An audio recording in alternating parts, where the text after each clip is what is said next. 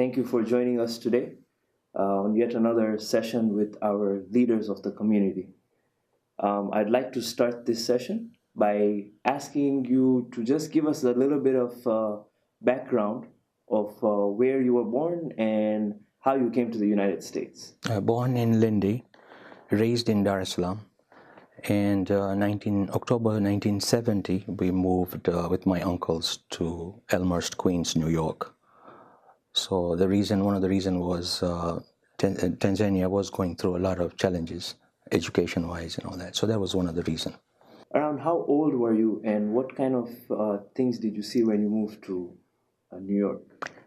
Age was 10 years old, and all we were doing is we were the first family in Queens, New York. So basically we had no halal stores, halal restaurants, or no Muslims exposure. Only thing we had was Muhammad Ali that we were hanging on. And basically for 2 years we just survived the American culture.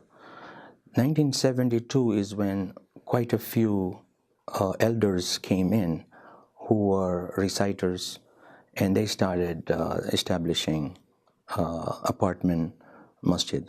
So programs were held in apartments. Do you recall at whose house and when these programs were taking place? The largest family was Khalfan family, and my grandmother was involved in this, Fatma Bai.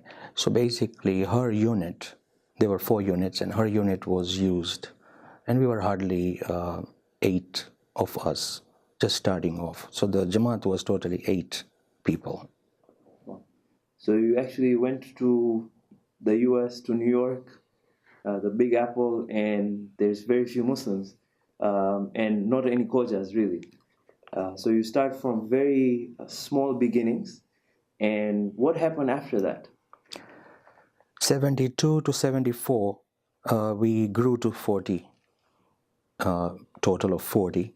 And Jamaat started established, actual Jamaat, Shia Ishnashi Jamaat of New York. And my uncle, Khalfan, Ahlul-bayt Khalfan, became the first president.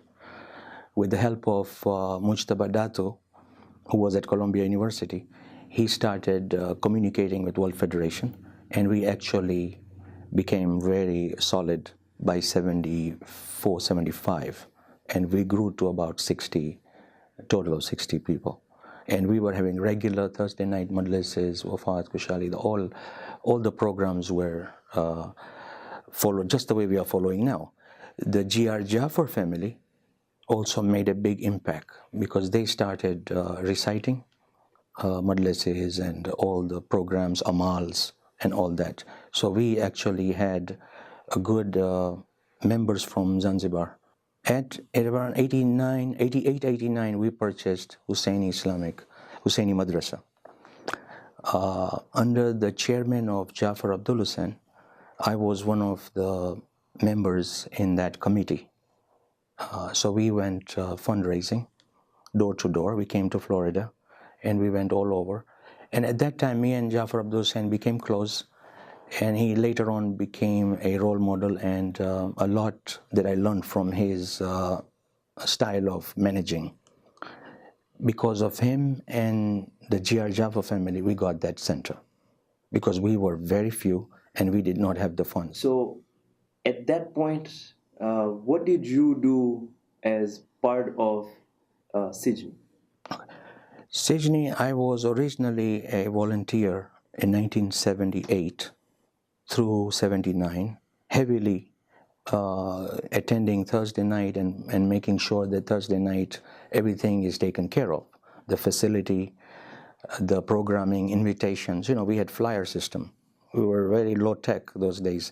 So we had telephone service, recordings, tape recorders, and also flyers that we were mailing out. Later on in 79, end of 79, I was 20 years old, and I was appointed treasurer of Sijni. So I used to go door to door and solicit funds, and we started renovating, putting a wazoo room and interior decor, interior renovation at my grandmother's property, the basement. So it became a very successful event where a lot of Muslims or Khojas from Dar es Salaam would first come there a Thursday night. So we had about 75 to 80 people there on a Thursday night. Amal night we could have 100. At that time, Al-Quds Center also decided to purchase a large property, and they were also in a moving stage.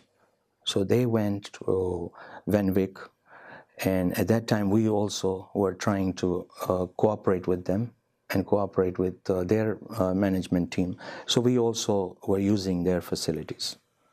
At the same time, our community started requesting us meaning people who are activists. So I was basically activist, involved in every way to make sure that we get our own center.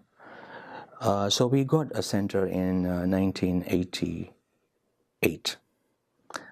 Jafar Abdul Hussein, myself, Marhum Raza Hassan Ali, we would go in the morning looking for properties, old schools, buildings, and old warehouses and all that. So we did find a warehouse in Woodside, and it was in contract with the G.R. Jaffer family. So G.R. Jaffer family were very generous to say that we will assign you this contract if the Jamaat wants it. So we basically took over that contract, and now the struggle of collecting money, funds, were tight. So we traveled all over the community, the committee, and certain prominent members also got involved traveling to East Africa, where we got a lot of funds. And one of them was my uncle, Ahlul-bayt Manekia. It seems like, you started off from very small ground, and then in a few years we were able to get our own center, and we're really starting to get established. So after that, you moved to Orlando. So from 91 to 99, most of our members became very successful in business. So one of them was myself, and I decided in 99 to move to Orlando. And one of the major reasons was Jafar Abdul Hussein, because when I came here as a tourist, he called me in his house. This was in 98. And he said, give you 10 reasons why Florida is the place for you. So I signed up with him and I said, I'm coming. So 99, I moved the family here on Markham Woods Road. We bought a house, and I could not sell my business. So I would stay in New York and the family would be here. So I sold my business and then moved here in 2002, 100%. So 2002? Yes, I was here completely 100%. In the last 3 years, 99 to 2000, I was here for 20 days, and 10 days I would stay in New York City. So in 2002, you have fully moved to Yes. Orlando, and then you are still involved in the community? Continuously. I was also a trustee, appointed trustee. So trustee's responsibility is property maintenance, and we didn't have budgets or that kind of attendance or membership that we could afford a separate budget. So basically it were few families that were involved in renovating, and one of them was ours. So since I was a trustee, I was involved in many projects, whether it is Brother Marhum Liaquat Fazal's time, Marhum Mehboob Manji's time, Marhum Yusuf Ali's time. All these times we were actively involved in whatever need be.